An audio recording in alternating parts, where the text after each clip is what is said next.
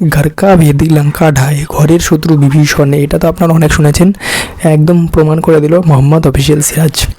Mohammad official সিরাজকে কখনো হালকা মেমাত দেয় না। ওর বলিং খারাপ যাচ্ছিল কারণ ওর প্রচণ্ড 600-র বেশি ওভার ধরেছিল 2 বছরে। বুমরার ওয়ার্কলোড ম্যানেজমেন্ট আমরা করে থাকি, বাট মোহাম্মদ সিরাজের কথা আমরা ভাবি না। ও আনরিয়াল ট্যালেন্ট, ওর মধ্যে প্রতিভা রয়েছে।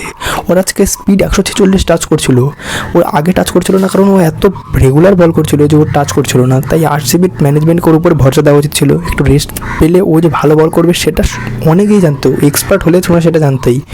সো ভরসা করলো না। আর আজকে জস বাটলার আর মোহাম্মদ সিরাজ আর সাই সুদর্শন 3জন মিলে ওদের হারিয়ে দিল। By the way, shout out to Sai Sudharsan. সাই সুদর্শনের অনবদ্য পারফরমেন্স। প্রসিদ্ধ কৃষ্ণার ভালো বোলিং, বাট মোহাম্মদ সিরাজ আর জস বাটলার দুজনই man of the match performance. কিন্তু যেহেতু বলার ব্যাটার্সদের এখন ম্যাচ, তাই মোহাম্মদ সিরাজের ম্যান অফ দ্য ম্যাচ আমার মনে হয় একদম ডিজার্ভড, একদম ডিজার্ভড। সো জিটি জিতে গেল আরসিবির থেকে, যেটা আমার প্রেডিকশন একটু ভুল হয়ে গিয়েছে, কিন্তু আমার বলিংয়ের প্রেডিকশন ঠিক আছে, ব্যাটিংয়ের প্রেডিকশন ঠিক আছে।